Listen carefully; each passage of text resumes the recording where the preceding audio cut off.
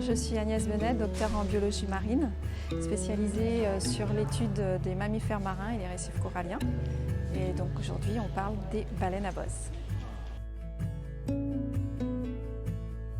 Matatohora est une association avec que des bénévoles, des scientifiques, des vétérinaires et toute personne qui a envie d'œuvrer pour la cause de la protection et de l'étude des baleines à bosse et des dauphins.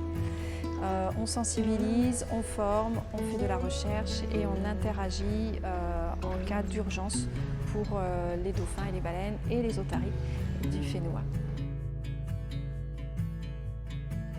Alors j'ai accepté l'invitation de la Socredo parce qu'il me semble vraiment important de sensibiliser et d'expliquer les comportements des baleines à bosse et ce qui dérange les baleines sur l'eau, dans l'eau et ce qui ne les dérange pas afin de pouvoir avoir des observations les plus respectueuses possibles, notamment pour la prochaine saison qui ne va pas tarder. Toute communication est très importante sur le Fénois et à l'extérieur pour les personnes qui viennent observer les baleines en saison. Alors, les baleines à bosse viennent en Polynésie pour se reproduire, mettre bas et elles passent beaucoup de temps à se reposer.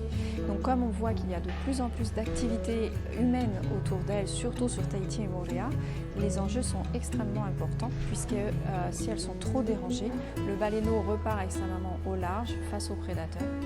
Et forcément, un baleineau qui ne peut pas se nourrir parce qu'il est trop dérangé. On a vu les résultats de mon étude, 28 minutes de temps de quiétude sur 12 heures, de 6 heures du matin à 18 heures, dans un sanctuaire.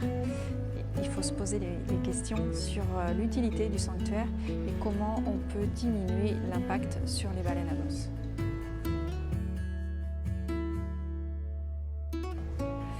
Je remercie toutes les personnes actives sur l'eau, à terre, notamment la Socredo pour la sensibilisation, le relais des informations. Et c'est vraiment tous ensemble que l'on peut parvenir, soit en changeant son attitude parce qu'on s'est rendu compte qu'on la dérange, même si l'impact ne paraît pas immédiat, il y a toujours action-réaction. Si l'homme dérange, il y a forcément un impact. Donc je remercie toutes les personnes qui œuvrent pour la protection des baleines à bosse et des dauphins.